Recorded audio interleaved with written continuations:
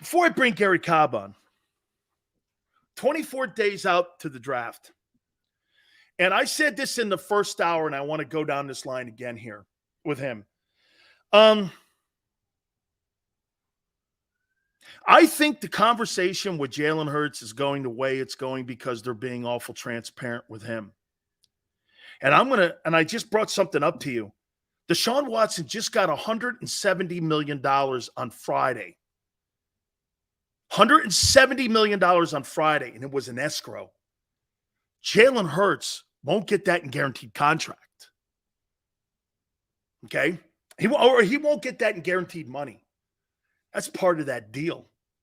You got Herbert, Burrow, Jackson, and Hurts, and they see that.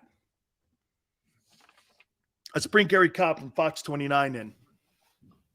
How about this? Wow. $170 million, and the league doesn't want to confirm nor deny it because I said this. They don't want that out there when 4 contracts have to be negotiated. And you're talking about a deal they hate the most in Cleveland. I mean, 170. Wow. 170 for Deshaun Watson on an escrow payment. I mean, that's just a butcher of a job Cleveland did. They signed him, and he's shown, the potential and all that. But how many great years has he had? You're giving him that type of money. I mean, what can you say? I mean, it's their money, but really, I think that they're just throwing a lot of things off. I don't really like what Lamar's doing. I don't know that I think he's doing the best job of representing himself. But because I don't think it's the best thing for the league. But guys, of course, everybody's got the individual decisions. But to go in there the way he has, when you had mentioned the other time about the fact that Ozzie, I mean, he's still down there. I mean, I know. In fact, I joke with him, about, whether he's, really retiring. I mean, you'd have to put big quotes by there to say he's retired. Yeah, yeah, because that's somebody's opinion. But I know that he is involved. Hey, Gary, it reminds me of that Godfather movie. Just when I thought I was out, they pull me back in again. Yeah, I mean, it's amazing. But, they just did a butcher of a job in Cleveland. I mean, what were they doing to give him all that guaranteed money? Because, a team has to look at the fact that, hey, a guy could go down, and especially if you got somebody that's running with the football. Injuries are a part of playing football. It's not something that anybody's shocked about. It's just a matter of who got hurt and how long they're going to be out. But there are going to be injuries in football. That's part of the sport. So to be giving guys, and I'm for the players. I'm for the players. And I was just talking with some guys. I mean, and they were all old guys, and we're talking about what were we thinking paying for them peanuts we were playing for? Hey, look, I got a $700 workout check. These guys are getting like $70,000 for just showing up to the complex. I mean, right? I mean, wow, look at this 10 grand I just got. And I'm talking about guys who are Pro Bowlers and the best players in the league making peanuts, man. Yeah. Like especially, when I came in the league, I mean, you just shocked. I mean, because we had to work through the offseason. I'm not talking about wanted to work. We had to work through the offseason. Working camps, going places, right? I mean, you did everything you could, right? Yeah, I mean, but, I'm glad to see these guys making the money, though, because the league's making the money. The players should be getting a good percentage of it. I mean, that's only right. The guys out there, especially you're talking about playing a game like football. If you're playing baseball, I mean, that's one thing. How many guys really get hurt real bad in baseball? Football, believe me. I some of the older guys, and I do some things to working with older guys and making sure they're okay. some of these guys, you know, they're not in good shape. I mean, it's, you know, I'm fortunate that I got out, you know, pretty healthy. And you played a long time. You're another one of those 10-plus year guys, 14-year guy. Hey, Mm-hmm. Gary, do you believe that I said this about Hurts? And tell me if you think that you're around this team. Mm-hmm. Don't you think that this is kind of his personality? And I'm going to go and I'm going to ask you if you think that 10th pick could. I'm going to ask you kind of like a 2-point question here. Uh-huh. Don't you think that him and Clutch being as transparent as they're being right now are doing this? Hey, take care of the guys. Let's see how many we can get back. Free agency, go into the draft, and we'll take care of this whole thing after the draft. To me, it just seems that that's more his personality. And if you're Howie, that 10th pick, Gary, well, that 10th pick, you could pay Hurts. Somebody comes in there, either you trade out of it, go 2, 3, and 4s this year, get a 1 maybe next year. You're cheaper. You're still improving the team. And the 10 million or the 25 million you save at the 10th pick, you pick at 30 or you pick at 14, and you're still improving the team, and you use some of that equity to pay Hurts. I mean, you could do so many things with that 10th pick, and I don't you think they're being wide open with him on what they're thinking? I think they are. And I think that, you know, you're seeing, you know, clearly, you know, who Jalen Hurts is. I mean, because, you know, football is one thing, you know, when you start talking about somebody's money, you know, that's personal, you know. So the fact that he is. So you think his silence is showing you kind of even more who he is? I mean, I definitely think so. I mean, because come on, he could be stirring the pot right now. If he come on, the pressure he could put on the Eagles, if he would say, no, I want my stuff taken care of and everything. Come on, he could put some serious pressure on them. He sure can. And, I mean, you know, the fan base, come on, they would be like, what are you doing? You know, so the fact that he hasn't said anything and that clearly, you know, he is, you know, giving them room to, you know, put together the best team they could put on. And clearly he's gone down that Tom Brady's road to a degree already. I mean, the fact that he hasn't said anything, because he could put enormous pressure on them if he were to say something. I mean, enormous pressure with where he is, where this team is and everything. So the fact that he hasn't said anything, clearly, you know, he's working with them. Who do you think has more pressure on them entering into September? Brian Johnson, the offensive coordinator, or Sean Desai, the defensive coordinator? Well, because look what you got on the offensive side, Gary. You got everybody back. You got everybody back. Don't mess it up. I think that clearly there's more pressure on the offense. Offense has got to. I mean, they got to be dominant. That's clearly, you know, you hear everybody say it. You know, you're expecting somewhat of a drop off from the defense. You know, you're expecting that. And I mean, looking at the people they lost, you know, they have got to be 1, 2, 3. They got to be right up there at the top of the league offensively. Oh yeah, and that's what they've got to do. That's what's expected of them.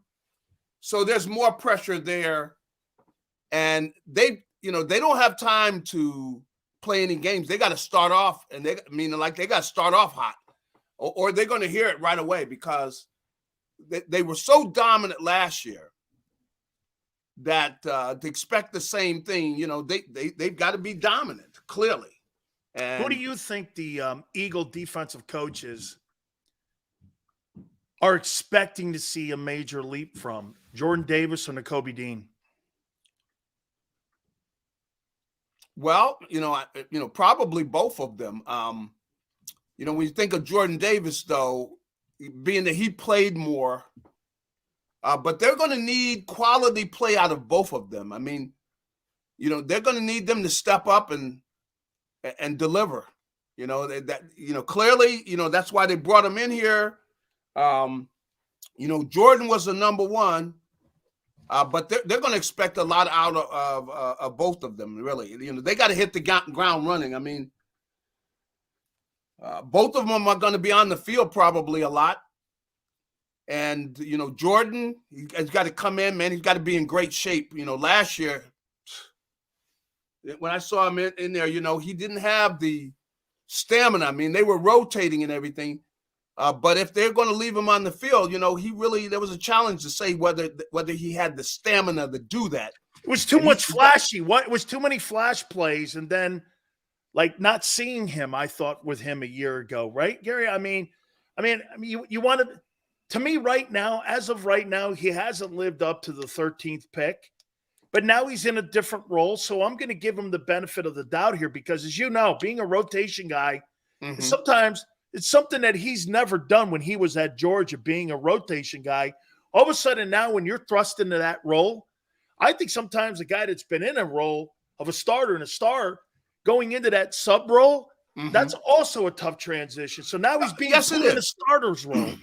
I would agree. I mean, sometimes, when you're not out there all the time, you don't get a feel of the game. You don't get a feel of everything, and you're on and off. And so, but again, if they're going to leave him out there, he's got to have the stamina to do that. I don't know that he could have done that last year, and he's got to come in shape, and he's got to know that now. Meaning, he's got to be working out. He can't come in and be one of those guys, I'm going to get in shape. No, we don't want to hear you come in here in shape.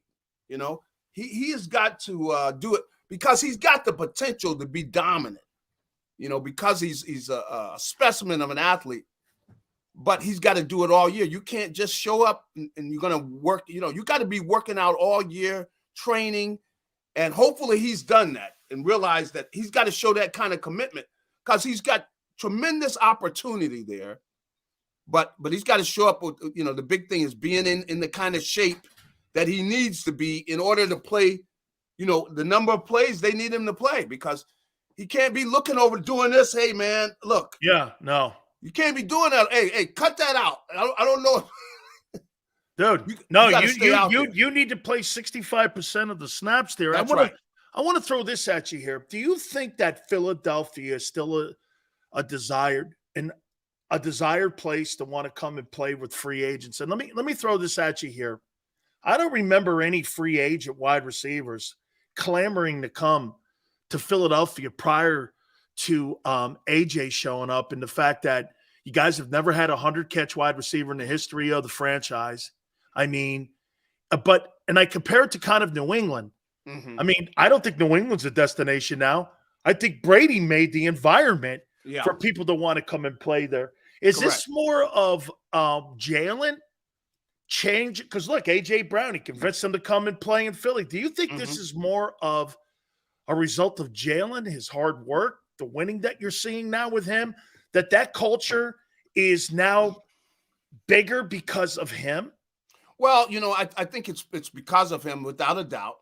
But last year, even though they didn't win the whole thing, they were one of the featured teams. I mean, clearly, not just with the fact that they went to the Super Bowl, but all year they had, games where you're having guys with big games and big numbers. So I think that there are guys around the league have definitely noticed the Eagles and what they did offensively. So I definitely think this is a place that people look at. And, of course, guys are looking at the numbers, but somebody figured they could come here and they could have a big year. I wouldn't even be surprised if they were able to sign a veteran player to play that third wide receiver spot who thinks they could put up some big numbers, some good numbers, that's going to help them make money the next year and come in here for a year. So I wouldn't be shocked if they wound up getting somebody that they're kind of surprised because they figure they can come in here and have a big year. Because if you have a third wide receiver that's doing a good job, I mean, he could come in and put some nice numbers up here because they've got a defense has so much else to think about with this offense. Would you make a play for Odell Beckham or D-Hop? I think they're too pricey. I think he's too pricey. Hopkins, they're too pricey. I'm talking about somebody that's a veteran receiver who is not the marquee, but in this situation, the fact he's going to be singled all the time, people don't have any time to really think about that third receiver because they're worried about all these other weapons. that somebody could come in and have a really good year, and it could be a nice move to put them in position to go somewhere and make some good money. How about, let me throw this at you here. We know coaches, if I'm not mistaken, correct me on my Eagle history here a little bit. I think that Ray Rhodes won an NFL Coach of the Year award. I think he may have even done it a few times. And then he was blown out. Matt Nagy won a Coach of the Year award a couple years ago. 2 years later, he was fired, and he had a pretty decent record up there in Chicago with Mitchell Trubisky. Nick Sirianni, do you think head football coaches are more under the gun when it comes to pressure and having to prove themselves more so every year than, say, quarterbacks? Because, I mean, you could be in favor. Look at what John Mara said about Brian Dable. Hey, don't go from being a star to a putz, because that can happen to head coaches overnight. I mean, look at Doug Peterson. Doug Peterson wins a Super Bowl, has one of the greatest eras in Eagle history, and he's blown out because of whatever circumstances was around it. I mean, I guess my question to you is, are you 1,000% sold that Nick is going to be here for a long time? Well, I think, when you say a long time, I'd say I'm confident, let's say 5 years. I'm confident because the thing with Doug was, it was about power, That's why Doug wanted more power. Now, Gary, when you say that, over the coaching staff or more over the personnel on the roster? More over the personnel on the roster. That's really what it came down to with him. And he wanted to he wanted power over over the coaching staff too. And now that I could understand, but he wanted power, and they had disagreements about that. There were disagreements about the coaching staff. From what I understand, that was the big, thing. He wanted to, promote some of his guys, which I didn't think they deserved, promotion. Some of them, the things he wanted to do. So I understood that they said, well, you know what, we'll part ways. It was kind of shocking, but I think Doug, he flexed his muscles some, and I don't know that I don't see Nick doing that. So here again too with Nick, there's a perception out there now that Nick has say in his coaching staff, and I'm like, I don't believe that. I mean, Brian Johnson was going to be the offensive coordinator no matter what, and if you remember right at the Super Bowl, Sirianni made these comments, Gary. Hey, when I first got to Philadelphia, I had to introduce myself to many of the guys that were on the coaching staff. I mean, you don't think that dynamic has changed in any way? No, I don't, because I think Howie, I mean, look at that. Look at the success Howie has had. Agreed. I think Howie it's just the perception. Well, I think Howie has the power. I think he has a lot of say about what's going on with the coaching staff. I think Howie has a lot of say about everything. Because I can understand, Mr. Lurie, I can understand why he would want to, give more power to Howie. Howie's been right about so many things. I mean, the guy's built 2 Super Bowl teams in 5 years. He's made the right moves. So I could see where he would lean on him, and we would give him more power. But that's clearly what has happened. And I think Doug saying, hey, I won a Super Bowl. So he wanted to show some power there. And that's really what was really the key to why he's not here anymore. In his success, I mean, he had his success and everything. And I understand where he was coming from, but clearly Howie has a lot of power. I'll say this to you as we close. 2 Connecticut guys, UConn tonight, right? SDSU. Yeah. But I can promise you this.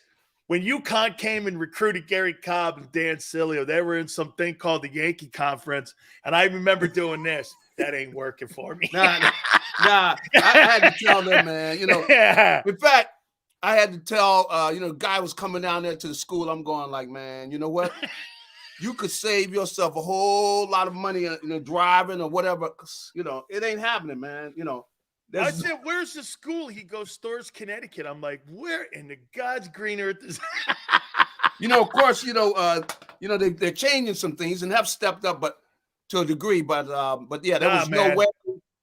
Especially, when some of the people that were coming, I mean, I mean, you went to USC. I went to Miami, and those guys right. were down. I went like this. Man, that's not going to work. I got to tell you a Syracuse story.